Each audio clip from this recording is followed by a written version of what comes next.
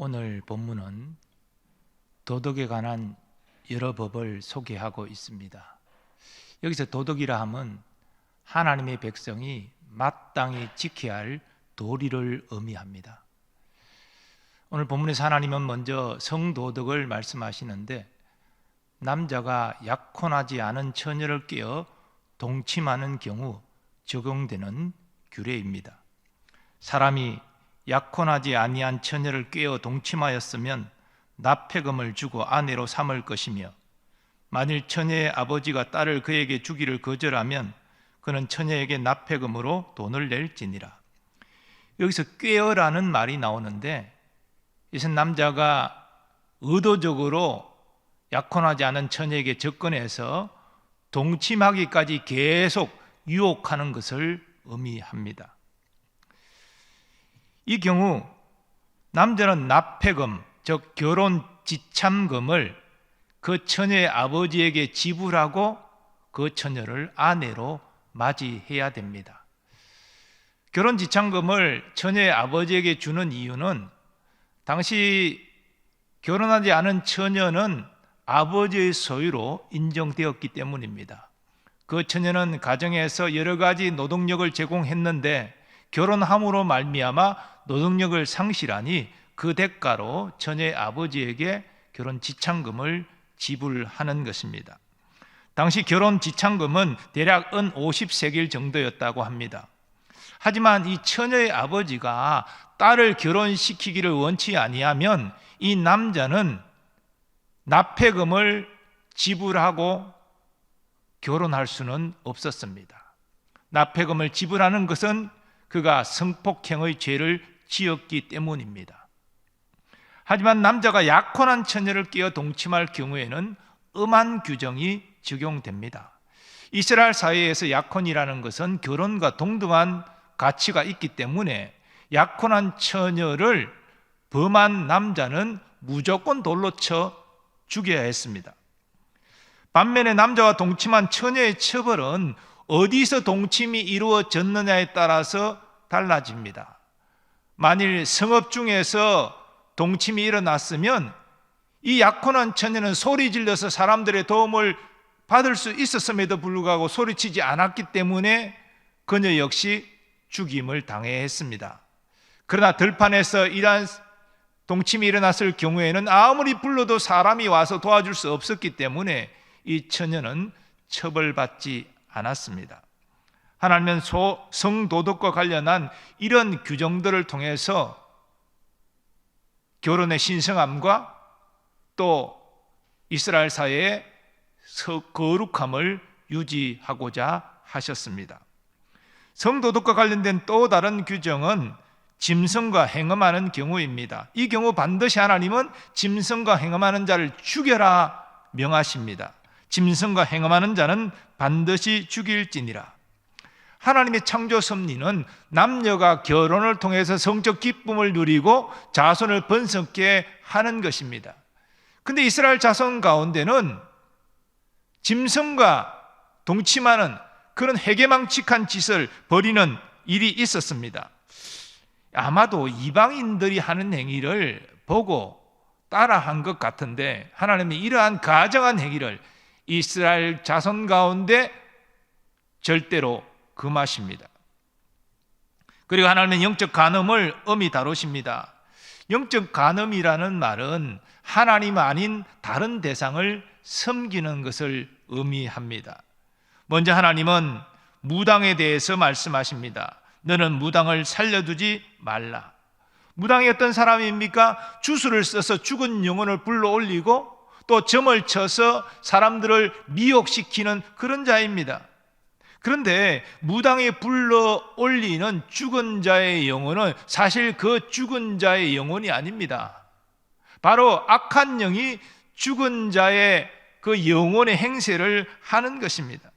왜냐하면 죽은 자는, 하나님을 믿고 죽은 자는 낙원에 거하고 있고, 믿지 않고 죽은 자는 최후 심판을 받기 위하여 엄불한 곳에 거하고 있는데, 그것을 이 무당이 부른다고 탈출해서 이 세상으로 나올 수는 없기 때문입니다. 그러므로 사울 왕이 무당을 통해서 사무엘의 영을 불러 일으켜서 사무엘의 영이 사울 왕에게 책망하는 듯이 그렇게 성경 구절이 나와 있지만 그것은 진짜 사무엘 영이 아닙니다. 바로 악한 영이 사무엘의 영혼의 흉내를 내는 것이지요. 실로 악한 영을 섬기는 이 무당의 역사는 참 오래되었습니다. 이 출애굽이 주전 15세기 정도에 발생했다고 볼 때에 지금부터 3,500년 전에 이미 무당이 존재했기 때문에 하나님께서 무당을 살려두지 말라 이렇게 명하신 것입니다. 물론 오늘날도 무당은 엄연히 존재합니다. 신령한 그러한 어떤 능력을 받기 위해서 군내림도 하고요, 지금도 많은 사람들이 이용하고 그래서 사람들을 미혹하고 있습니다. 그러나 하나님은 하나님의 백성 가운데 무당을 살려두지 말라 그렇게 명하고 계십니다. 이 말씀의 의미는 무엇입니까? 오늘날 믿는 그리스도인들이 무당을 찾아가서는 안 된다는 것입니다. 어떤 사업을 하는 것이 좋습니까? 결혼을 시켜야 됩니까? 말아야 됩니까? 물어서는 안 된다는 것이지요. 사실 무당은 우리의 미래를 알 수 없습니다. 또 무당이 섬기는 귀신이, 악한 영이 우리의 생사화복을 주관하는 것도 아닙니다. 우리의 생사화복을 주관하는 것은 오직 여호와 하나님 뿐이십니다.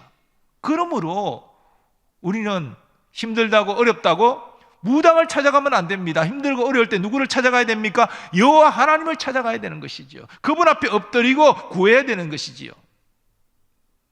그런데 들리는 이야기는 그리스도인들도 심심치 않게 무당을 찾아간다, 점집을 찾아간다 이런 이야기들이 들립니다. 구약 시대에는 그런 무당을 찾아가는 자는 엄히 하나님의 심판을 받을 수밖에 없었습니다. 그러므로 우리는 그런 어리석은 짓을 해서는 안 될 것입니다. 힘들고 어렵고 답답할 때 하나님을 찾고 의지하는 여러분 되시기를 바랍니다. 그리고 영적 간음과 관련해서 하나님은 다른 신에게 제사하는 자를 멸하라 명하십니다. 여호와 외에 다른 신에게 제사를 드리는 자는 멸할지니라. 사실 여호와 하나님이 외에 다른 신은 존재하지 않습니다. 전부 다 거짓된 신입니다. 여호와 하나님만이 유일한 신입니다. 그런데도 이스라엘 자손 중에는 이방의 헛된 우상들을 섬기는 이들이 있었습니다. 애굽에서 400년 이상 지내면서 애굽의 여러 가지 다양한 신들을 접했기 때문에 그런 신들을 따라가는 이들도 있었을 것입니다. 그리고 하나님은 가나안 땅에 들어가면 가나안의 신들이 있는데, 우상들이 있는데 이스라엘 자손이 그 우상들을 따라 하나님이 아닌 그들을 섬길까 염려하셨습니다. 그래서 경고하신 것입니다. 여호와 외에 다른 신에게 제사를 드리는 자는 멸할지니라. 그런데 이스라엘 역사는 어떻습니까? 가나안 땅에 들어가서 여호수아와 그 시대 사람들이 다 죽고 난 다음에는 음란하게 가나안 신들을 섬겼습니다. 하나님이 참으시고 또 선지자를 보내시고 경고하시고 회개를 촉구하시고, 그런데도 거듭 그들은 바알 아세라 같은 신들을 계속 섬겼습니다. 그래서 북이스라엘이 멸망하고 남유다도 멸망한 것입니다. 참으로 안타까운 일이 아닐 수 없습니다. 오늘날 우리는 눈에 보이는 어떤 우상을 섬기는 것은 아니지만 하나님 외에 다른 것을 우선시하고 섬기는 경향을 얼마든지 나타낼 수 있습니다. 이것이 바로 영적 간음입니다. 어떤 사람에게는 재물이 그러한 대상이 될 수 있고요, 어떤 사람에게는 명예, 권세, 또 세상의 즐거움이 그 대상이 될 수가 있습니다. 하나님보다 더 우선하고 추구하는 것은 바로 우상입니다. 하나님 외에 다른 신에게 제사하는 것입니다. 하나님 그런 자를 죽이라고 명하셨습니다. 우리는 절대 하나님의 다른 것들을 섬겨서는 안 될 것입니다. 다음으로 하나님은 사회적 약자들을 섬길 것을 명하십니다. 먼저 이방 나그네를 섬기라고 명령하십니다. 너는 이방 나그네를 압제하지 말며 그들을 학대하지 말라. 너희도 애굽 땅에서 나그네였음이라. 얼마 전에 출애굽했습니다. 얼마 전까지만 해도 애굽에서 나그네로 살았습니다. 얼마나 힘들었습니까? 고통스러웠습니까? 그러나 하나님의 은혜로 해방되었습니다. 그런 너희이기에 너희 가운데 있는 이방 나그네를 학대하지 말라. 그들을 선대하라. 하나님은 명하십니다. 그리고 하나님은 또 다른 사회적 약자인 과부와 고아를 돌볼 것을 명하십니다. 너는 과부나 고아를 해롭게 하지 말라. 네가 만일 그들을 해롭게 함으로 그들이 내게 부르짖으면 내가 반드시 그 부르짖음을 들으리라. 나의 노가 맹렬함으로 내가 칼로 너희를 죽이리니 너희 아내는 과부가 되고 너희 자녀는 고아가 되리라. 하나님이 이스라엘 자손에게 과부와 고아는 학대와 착취의 대상이 아니라 사랑과 보호의 대상이다, 그렇게 말씀하십니다. 근데 인간의 본성이라는 것은요, 강자에게는 한없이 약해지고 약자에게는 항상 강한 자로 군림하고 싶어하는 것입니다. 그래서 과부나 고아는 학대와 착취의 대상이 될 수밖에 없습니다. 그러나 하나님은 그렇게 과부와 고아를 학대하고 착취하면, 그래서 그들이 내게 부르짖으면 내가 너희를 진멸해서 너희의 가족이 과부가 되고 고아가 되게 만들겠다, 이렇게까지 말씀하십니다. 이 말씀에 강조하는 바는 뭡니까? 과부와 고아를 선대하고 그들에게 자비를 베풀라, 바로 그 말씀입니다. 그리고 하나님은 또 다른 사회적 약자인 가난한 자들에게 자비를 베풀 것을 명하십니다. 네가 만일 너와 함께한 내 백성 중에서 가난한 자에게 돈을 구워주면 너는 그에게 채권자같이 하지 말며 이자를 받지 말 것이며. 이스라엘 사회도 돈을 빌리고 빌려주는 일들이 있었습니다. 그런데 하나님은 동족에게 돈을 구워줄 때는 이자를 받지 말라, 원금만 받아라, 이렇게 지금 명하고 계십니다. 바로 가난한 자가 도움이 필요해서 너의 돈을 빌려갈 때에 너는 채권자같이 굴지 말고 이자를 받지 말고 원금만 돌려받아라, 이렇게 말씀하고 계신 것입니다. 근데 율법의 다른 규정을 보면 이방인에게는 돈을 빌려줄 때 이자를 받는 것이 가하다고 말씀하십니다. 타국인에게 내가 구워주면 이자를 받아도 되거니와 내 형제에게 구워주거든 이자를 받지 말라. 그리하면 내 하나님 여호와께서 내가 들어가서 차지할 땅에서 내 손으로 하는 범사에 복을 내리시리라. 우리가 돈을 빌려주고 이자를 받는 것은 사실 경제행위 아닙니까? 그 자체가 악한 것은 아닙니다. 하지만 이 신앙 공동체 안에서 믿음의 지체에게 이 돈을 가난한 자에게, 어려운 처한 자에게 빌려줄 때는 이자를 받지 말고 원금만 받아라 말씀하고 있습니다. 그리고 하나님이 약속하십니다. 네가 동족에게 돈을 빌려줄 때 이자를 받지 않고 원금만 받는다면 네가 가나안 땅에 들어갈 때에 네가 손으로 하는 범사에 내가 복을 내리리라 약속하고 계신 것이지요. 동족 중에 가난한 자에게 긍휼과 자비를 베풀라는 것입니다. 이러한 원리는 오늘날 교회에서도 적용될 수 있겠습니다. 먼저 우리는 성경의 원리에 따라서요, 아무리 신앙의 관계일지라도 보증은 서지 마십시오. 보증을 서지 말라라고 성경은 경고하고 있습니다. 그런데 이제 돈을 빌려주는 경우, 이스라엘 사회에서도 있었듯이 오늘날 교회 안에서도 믿음의 지체 간에 돈을 빌려주는 것은 가능할 것입니다. 그런데 몇 가지 성경이 가르치는 원리가 있습니다. 돈을 빌려주고 또 돈을 돌려주는 이러한 과정 가운데 적용될 몇 가지 원리가 있는데요. 첫 번째는 내가 상대방의 어려움 처했을 때, 도움을 요청했을 때 내가 그를 도와줄 수 있는 경제적 여력이 있는가, 이걸 먼저 살펴야 됩니다. 아니, 자기 가족도 부양하지 못하는 경제적으로 어려운 사람이 빚을 내서 다른 사람을 도와준다? 가끔 보면 그런 사람이 있어요. 자기 가족도 잘 돌보지 못하면서 이웃에게는 엄청나게 잘합니다. 이것은 안 됩니다. 솔직하게 경제적 여력이 되지 않으면 참으로 참 마음은 참 돕고 싶지만 사실 내 형편이 이렇네, 내가 지금은 자네를 도와줄 여력이 안 되네, 참으로 미안하네, 정직하게 자기 사정을 이야기하는 것입니다. 두 번째로, 자기에게 경제적 여력이 있다고 한다면 돈을 빌리는 사람이 꼭 그에게 빌려줘야 될 상황인가를 살피라는 것입니다.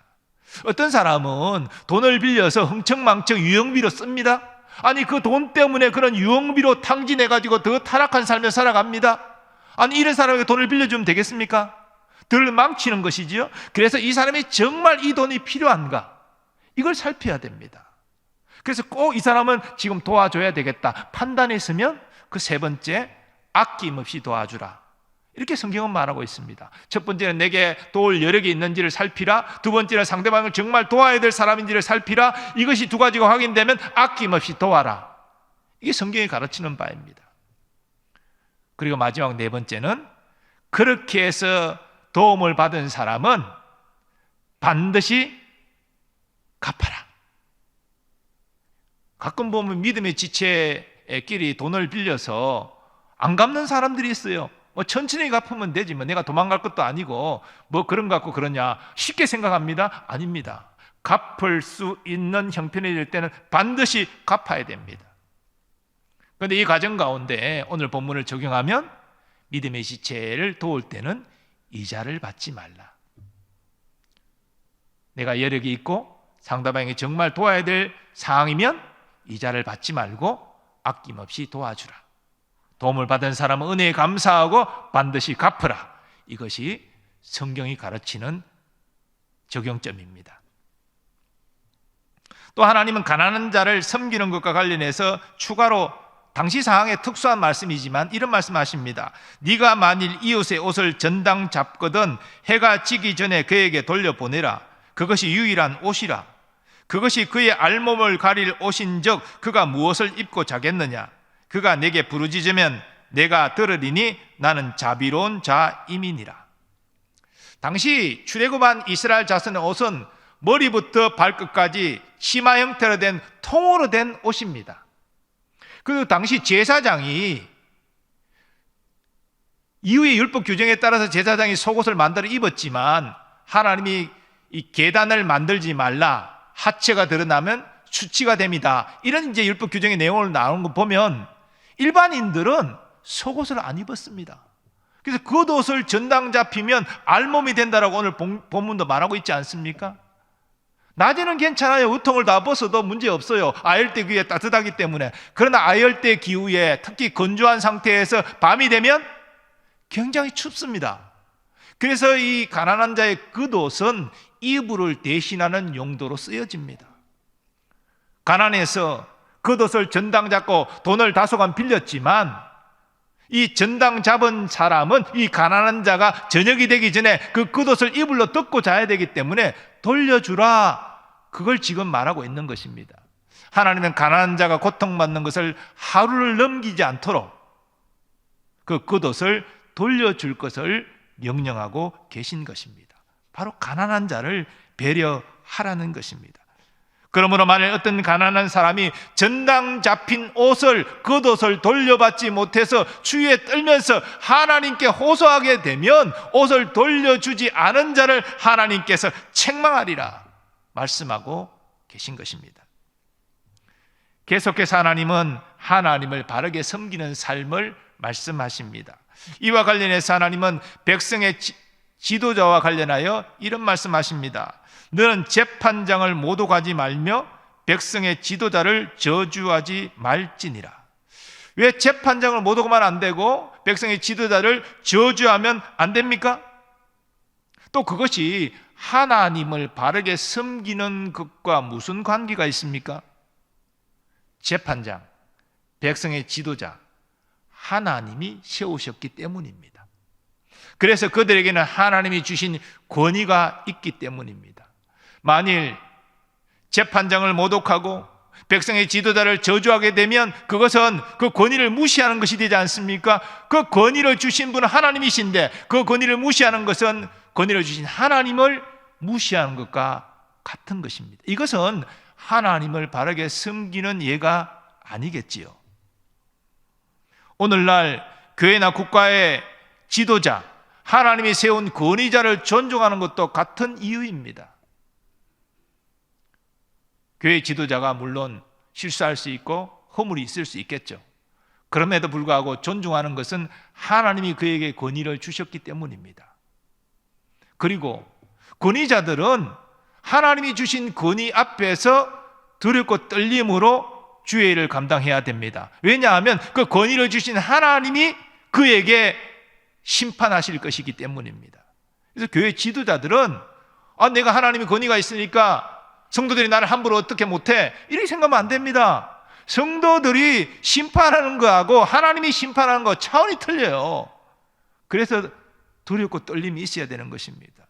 이번에 우리가 여러분들이 항전 직분자 임직을 했습니다마는 점점 과거와 달리 이 두렵고 떨림이 사라지고 있는 것 같아요. 그래서 안타까운 점이 있습니다.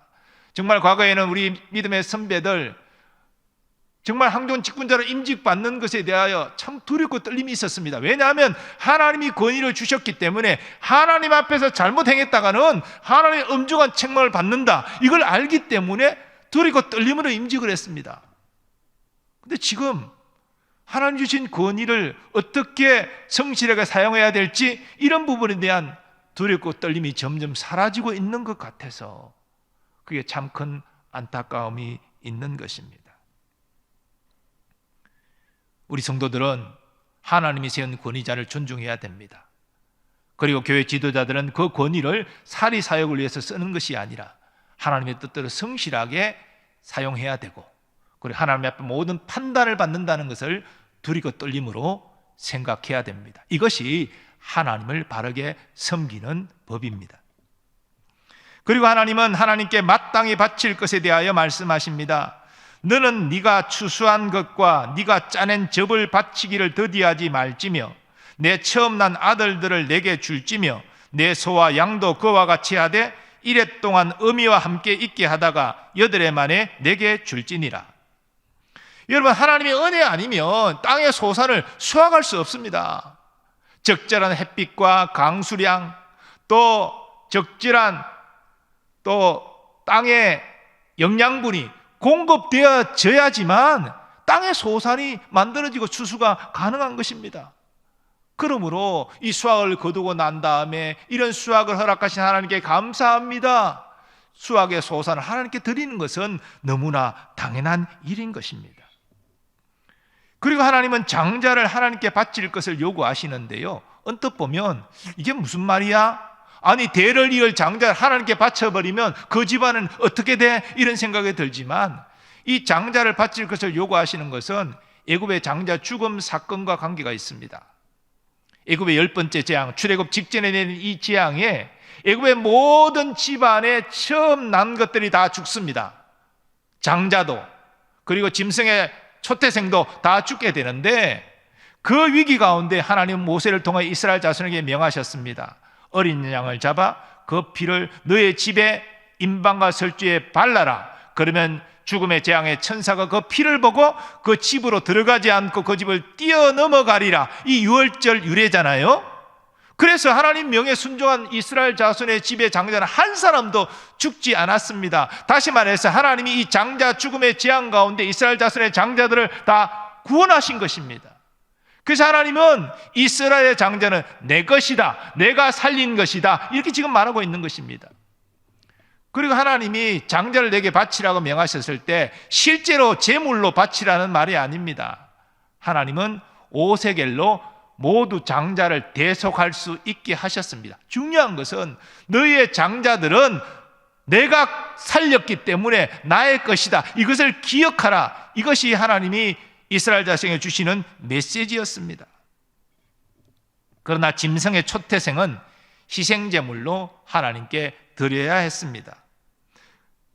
그런데 그 희생제물로 드리기 전에 하나님은 초태생을 1회 동안 어미와 함께 지내도록 하고 8일째 되는 날 바쳐라, 이렇게 명하고 있습니다. 미물일지라도 어린 생명이 어미와 함께 일주일을 보낼 수 있도록 자비를 베풀라는 것입니다. 신약시대를 사는 우리는 모두 예수 그리스도 보혈로 구속함을 입었습니다. 하나님께서 독생자의 생명값으로 우리를 사신 것입니다. 그러면 모든 그리스도인은 장자가 내 것이다 라고 하나님이 말씀하시는 것처럼 하나님의 것입니다. 우리가 하나님의 것이라면 내 삶, 내 생명, 내 마음대로 사용해서는 안 됩니다. 하나님의 뜻대로 사용해야 됩니다. 하나님의 영광을 위하여 살아가야 하는 것이 마땅합니다. 그래서 성경은 이렇게 증거합니다. 너희 몸은 너희가 하나님께로부터 받은 바 너희 가운데 계신 성령의 전인 줄을 알지 못하느냐? 너희는 너희 자신의 것이 아니라 값으로 산 것이 되었으니 그런즉 너희 몸으로 하나님께 영광을 돌리라. 우리는 언제나 하나님의 은혜로 구원받았음을 잊지 말아야 됩니다. 예수님의 생명값으로 내가 하나님의 소유되었다는 사실을 잊지 말아야 됩니다. 이 인식이 분명하면 우리는 함부로 살아갈 수가 없습니다. 하나님의 뜻대로 살려고 몸부림칠 수밖에 없고 하나님의 영광을 위해 살아가는 목표를 가질 수밖에 없는 것이지요. 그리고 그러한 인생을 하나님은 사랑하십니다. 함께 하십니다. 인도하십니다. 승리케 하십니다. 형통케 하십니다. 그러나 내 인생은 나의 것이라고 생각하고 자기 마음대로 살려고 하면 하나님 함께 하시지 않습니다. 도와주시지도 않습니다. 오히려 점점 수렁에 빠져 멸망을 자초할 뿐입니다. 우리는 이스라엘 역사를 통해서 그와 같은 사례들을 너무나 잘 알고 있지 않습니까? 사울왕이 결국 어떻게 되었습니까? 다윗이 결국 어떻게 되었습니까? 우리는 이 대조되는 삶을 통해서도 하나님의 영광을 위하여 살아가는 삶이 얼마나 가치 있는 것인지를 깨달을 수가 있습니다. 끝으로 하나님은 야생동물에게 찢긴 짐승의 고기를 먹지 말라 말씀하십니다. 너희는 내게 거룩한 사람이 될지니 들에서 짐승에게 찢긴 동물의 고기를 먹지 말고 그것을 개에게 던질지니라. 율법은 들에서 짐승에게 찢겨 죽은 동물을 부정한 것으로 간주합니다. 그러면 그 찢겨 죽은 동물의 고기를 먹는 사람도 부정해지는 것이지요. 하나님은 네게 거룩한 사람이 될지니라고 말씀하시면서 이 찢긴 고기를 먹지 말라라고 명하고 계신 것입니다. 우리 생각에는 아니면 음식 문제 가지고 신약시대에 우리는 이러한 입장을 이해하지 못하지요. 모든 고기, 심지어 우상에 들여졌던 고기도 감사로 먹으면 버릴 것이 없는 것이고 괜찮다라고 우리가 알고 있지 않습니까? 그러나 구약시대 이때만 하더라도 그런 믿음이 없었습니다. 아주 신앙의 초기 걸음을 내딛는 이스라엘 자손입니다. 그래서 하나님은 하나하나 세세하게 가르쳐 주셨는데 먹는 문제는 인간의 기본적인 문제입니다. 하나님은 그 기본적인 문제부터 구별된 거룩함을 갖추라 명하고 계신 것입니다. 가장 기본되는 먹는 문제부터 정한 것, 정하지 않은 것, 먹어서 될 것, 먹지 말아야 될 것 이렇게 구분하신 것은 가장 기초적인 것부터 거룩하라. 그래야 너의 삶에 전반적으로 거룩함을 이룰 수 있다라고 지금 말씀하고 계신 것이지요. 오늘 본문의 이 도덕과 관련된 율법 규정은 구약시대 이스라엘 자손에게 주어진 것입니다. 율법의 완성으로 예수님 이 땅에 오신 이후 이 신약시대에 우리가 이 규정들을 문자적으로 지킬 필요는 전혀 없습니다. 그러나 이 규정을 주시는 하나님의 그 뜻을 따라서 우리가 주목해야 될 적용할 중요한 교훈이 있습니다. 제가 각 규정들을 하나씩 설명드리면서 성도덕과 관련된 문제, 또 사회적 약자를 도와야 되는 문제, 또 여러 거룩함을 유지하는 문제 쭉 말씀을 다 드렸는데 이 모든 것의 공통된 내용은 바로 성도의 거룩함입니다.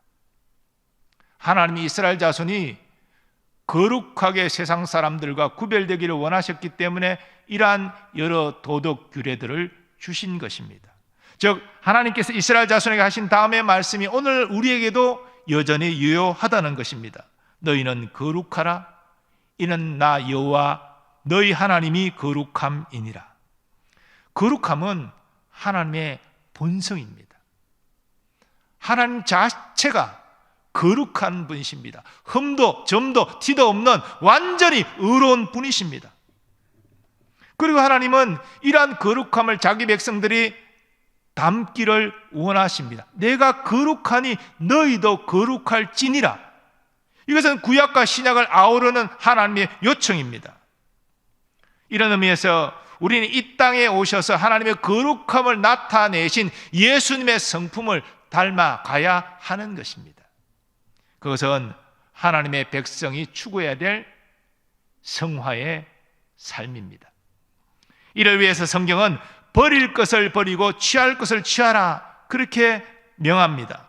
그러면 성령으로 거듭난 우리가 거룩함을 이루기 위하여 무엇을 버려야 되고 무엇을 취해야 됩니까? 사도 바울은 성령의 감동으로 이렇게 권고하였습니다. 너희는 모든 악독과 노함과 분냄과 떠드는 것과 비방하는 것을 모든 악의와 함께 버리고 서로 친절하게 하며 불쌍히 여기며 서로 용서하기를 하나님이 그리스도 안에서 너희를 용서하심과 같이 하라. 우리는 모든 악독을 버려야 됩니다. 노함, 분냄, 떠드는 것, 비방하는 것 다 버려야 됩니다. 그것은 하나님께 속한 것이 아니라 마귀에 속한 것입니다. 대신 우리는 무엇을 취해야 됩니까?